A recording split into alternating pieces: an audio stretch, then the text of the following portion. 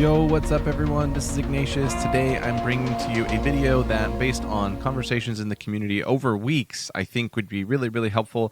I've got 6 tips for you to improve your survival in the Abyss League, and I'm going to go in order of importance. The first 3 are kind of like general style things, and the last 3 are like particular specific things you can do to your actual build. All right. Tip number 1, keep moving. And, you know, these 3 are going to seem obvious, but I'm going to show what I mean and why they're so important.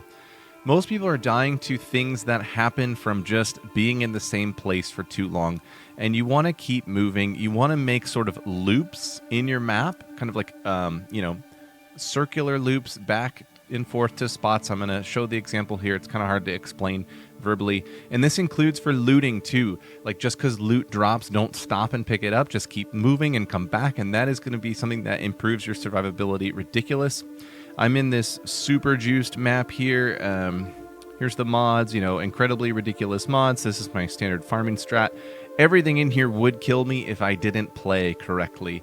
And some of you are realizing, like, oh, skill issues is a thing that applies to me. This is like 50% of your skill issues. You just need to keep moving. So in this map, I've just started. I think I'm running into a big chain of abysses up here on the left, and you're going to see my example of keep moving right here. My character is super glassy. I'm at 2k health and almost no ES. I'm not even res capped. I have 50% evasion. But you see I've gone through those 3 abysses, and I'm not going to go back yet. There's too much crap on the ground that's going to kill me. I'm just going to keep moving. I'm going to stay wide of the pits because that's where the meanies come out. I've also just gotten the teleport mod from Headhunter, so that's going to make things, you know, interesting. But yeah, so now I'm going to circle back here to these other pits that I had passed up earlier. And I'm going to loot and kind of do all the other things that I needed to do, right? Here come those guys, and I'm going to move. See, they just popped out. I killed them. I'm going to move. Look at all this stuff that would kill me. You know, go back in. And that's kind of the general gist of it. Let me see if I can show, like, one more round that kind of really demonstrates what it is. I'm not going to stop and click that essence because I just, you know, killed stuff around the abyss. Yeah, this is juicy here. Just gonna keep moving. I don't know, like, I don't have like a systematic way of deciding when I turn around, but I'd say it's like the range of like 3 or 4 pits. I do those at a time, and then I come back.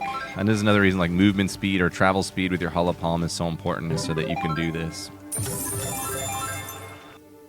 Okay, tip number 2 is going to sound kind of stupid and maybe like almost a filler at first, and it may not apply to everyone, but I've seen it a lot. You need to work on your loot filter. Players are dying from multitasking and an inefficient use of time and space in combat. A lot of this is rooted in your loot filter not actually being only the things that you want to see. That is the point of a loot filter, is that you're going to filter out everything you don't care about for sure, and you only want to see the stuff that you do care about for sure.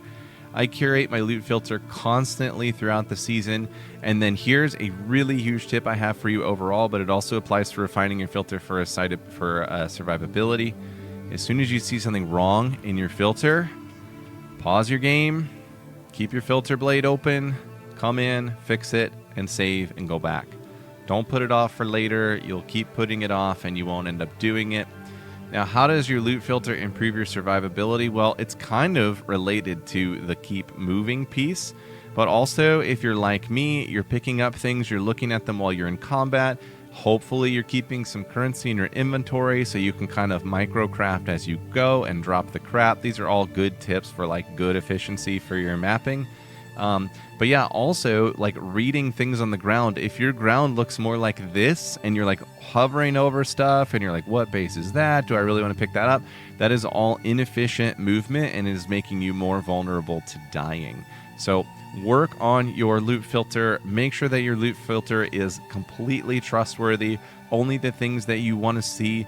You can always follow my filter or grab it from Discord with the custom sounds. I am constantly iterating on it. Really, every single day I'm making changes to it. And if you have questions about how to customize things in FilterBlade, this tool is amazing, and I do understand every little piece of what's going on in this tool, so I'm there to answer questions if you want to ask them in Discord. All right, tip number 3 is death cam. Record your deaths and always watch them. Here's a great tip for you. Never move on with your game after you have died until you have understood exactly how you died. I will usually rewatch it in my deaths, even when I'm sure I know how I died. And there's two reasons for that. Sometimes I'll be surprised by something I didn't notice that was going on in the situation. But there's also like a memory retention, repetitive play situation here where when you study your death, you are training your brain out of dying in that same way again. And I really do believe in that. So while I was thinking of making this video, I was looking through some of my recent, captures, and I was like, man, what's a recent death clip? And I found this one. So this was a surprise death for me. I was, playing around with new boss mechanics and stuff, so I actually didn't mind dying in this moment. You see my XP bar is really low. But yeah, this girl came out. This is like classic death, right? I don't really know this boss very well. Boom, I died. Now, if I just get mad and move on, I might forget that happened. But I watched this death a couple of times, and I watched the animations, and I tried to understand what was going on.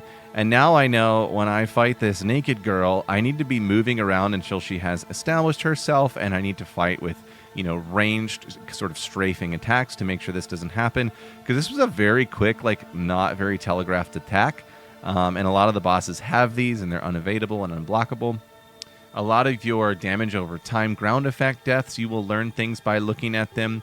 One thing that's really helpful when you look through them is you go up to where you have the modifiers or the curses over yourself, and you look up what those curses are and what actually happened to you that killed you.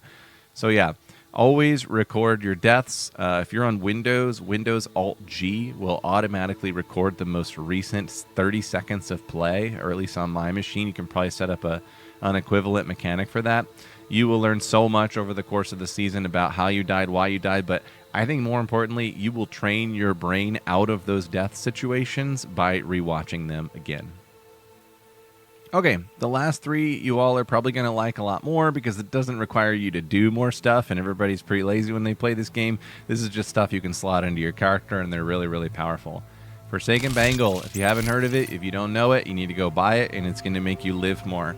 I've got a trade filter here for it. Look for 10% quality. This will give you 5 seconds or more uptime. You'll notice mine's not actually qualityed. I need to swap it out at some point, but I'm not really dying anyway, so it's totally fine. Why is this charm so good? It's chaos damage based, but the damage that you prevent when hit is then recouped as life and mana. So, if you're taking chaos hits, there's probably something going on in combat that's really bad, so the recoup is helping you even more. This charm's just amazing. When it's off, I would die. When it's on, I don't die.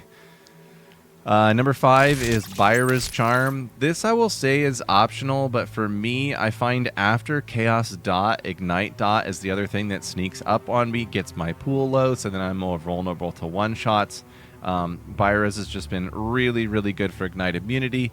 I've got another filter in the video description that I'll share with you, and once again, it's 10% for more duration. All right, for number 6, I kind of have a 6 and 7 combo. 6 by itself is Olroth's Resolve.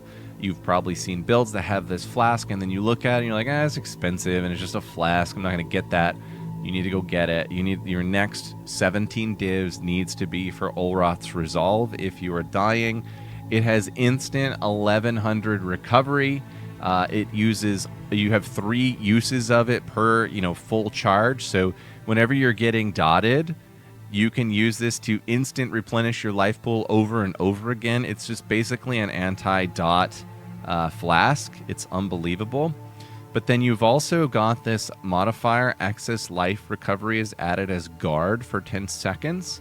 And again, I've got a filter here that you can use. And I'm going to show you how you can make good use of this guard mechanic, even if you have energy shield. And this is probably the most important thing that I'll have to share for everyone in this field. Pick one of your skills that you don't use very frequently, and that, the skill whose mana cost you wouldn't really care if it was converted to life, and put a life tap on it. So for me, that's Barrage. And basically what I can do is I can tap Barrage, and it will consume 50 life, which is, pretty much nothing. I think it'll actually be reduced from that. And then I can hit Olroth's Resolve after I've clicked that, and you're going to see the guard show up here in the corner. So I'm going to do all that right now. I'm going to hit Barrage. It's socketed with Life Tap. It's going to consume a little bit of life and it's going to go underneath my energy shield, right? And then I'm going to hit Olroth's, and it's going to give excess recovery as guard. So here we go. And look at that. Now for 10 seconds, my health pool just increased by 33%. And all damage from hits is taken from this buff before anything else. It's gone, and watch. And do it again. So I can constantly do this throughout the map. I can also do this when things are getting kind of crazy, like, oh, here's a big abyss mob, I better guard up. Or right before an expedition, boom, expedition blows up. I get my guard, and I go back into combat. And you can see the Olroth replenishes that 50 and then adds the rest as guard. So, you're not really like losing anything by doing this. It's just a really powerful uptime effect that will improve your survivability immensely. That's about it. Thank you, everyone. All right, here's a really rippy map moment. I'm going to blow this expedition. I'm going to open up this breach. I'm going to run down to this abyss, and I'm going to be fine. New barrage, get my guard. See my nice guard up. I'm going to keep moving. I'm not going to stop. It's going to be awesome. I'm not going to get that logbook because then I'll die. My guard's at 1 second. I'm going to re-guard. Yeah. We survive, and we farm loot. Okay, that's it. Subscribe. Bye. Whoa. Okay, bye.